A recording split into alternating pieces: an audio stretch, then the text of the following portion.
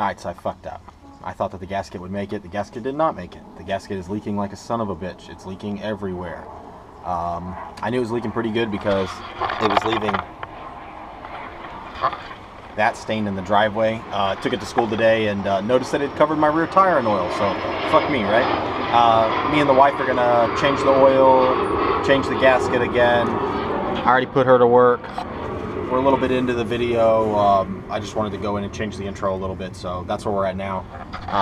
She's taking out that last bolt, and we're going to pull the case off, clean the gasket up, and get it out and get it going on it. Okay, so it's going to be me and the wife doing the oil this time. This is Alyssa. Alyssa, say hi to Facebook, or not Facebook. Hi. This is YouTube. Okay, so we're going to do the same thing we did last time. We're going to go drain bolt first, drain all the oil out of it, and then we're going to remove the bolts on the outside of the clutch side case. So if you're buying this gasket, it's the clutch side case.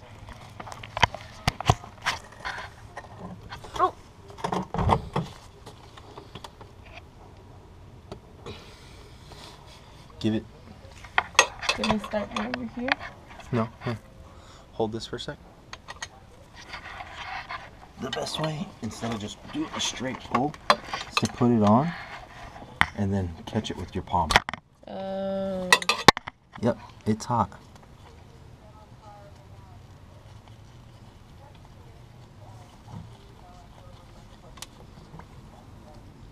There we go.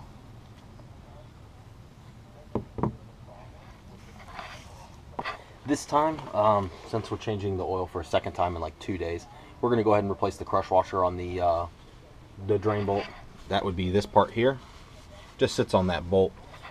Usually they're like a one-time piece, but most of the time you can get like 2 or 3 uses out of them before they're just flat garbage.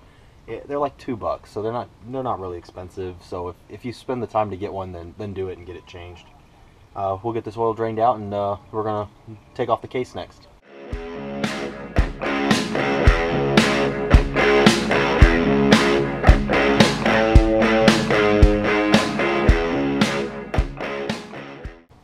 Alright, we got the side case off. You can see that the case is in, or the gasket's in terrible shape. It's beat up all over the place, so we were leaking out through here, I'm pretty sure. You can see all the oil back in there, and it's down here on the exhaust. I mean, it's an absolute puddle. So we'll get all that cleaned up, and I haven't gotten the gasket for this yet, for our oil spinner, but we'll have it soon enough. But till then, we're gonna go ahead and clean up, change gaskets, and we'll be right back with you. Okay, you might be asking yourself about now, Brandon, how are we gonna take the gasket off of the side case? Oh, well, we're gonna use this. We're gonna cut it off. This is the only way really I know how to do it, besides using like a paint scraper or something like that. Just make sure that you don't gouge the case. It's a soft metal, and if you put a cut in it that goes across, then you're not gonna get a seal between those 2 points, and then it's going to leak like a son of a bitch.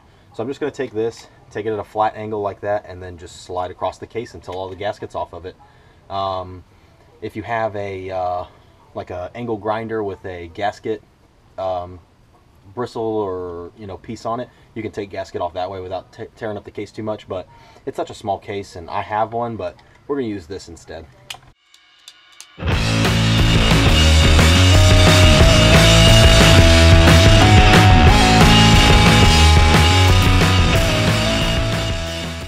Okay, so after we scrape out the bulk of the gasket with the razor blade, I took a 600 grit sandpaper to it to clean up the flat area so we get a clean mating surface. You can see I did put a Q-tip down here. This is the feed run for this bearing, so you don't want shit clogging that up. So while I was doing all the cleaning, we put a Q-tip down in there. We will have to clean out the inside of this case because it's going to have a lot of stuff in it from scraping and cleaning out the mating surface. While I was doing that, my lovely wife, who's on her phone, she cleaned up the mating surface on the engine, so that's nice and pretty now. And we'll go ahead and get the inside of this cleaned out, get the gasket on it, get that put on, get that part of the bike buttoned up, and we'll be almost done by then. Okay, new gasket.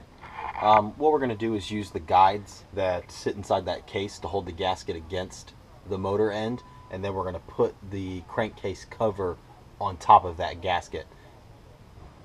If you don't know what these guides are, they are these pieces that stick out.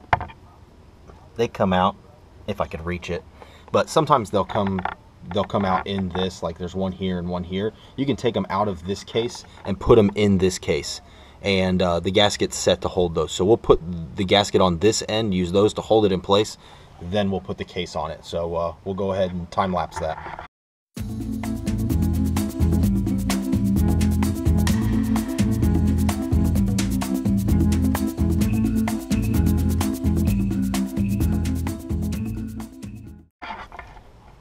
Okay, so we got all the bolts in for that side case. We took our time this time since we're putting a new gasket in, and just started all of the bolts and then went back and did them like lug nut pattern, just jumped around so that we got a nice even seal on that.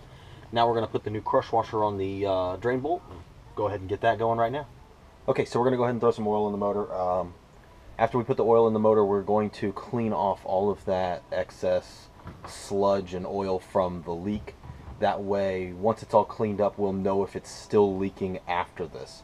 I'm pretty sure that it's not going to. The gasket's on. It's right. We cleaned it. We did it the right way. We took our time.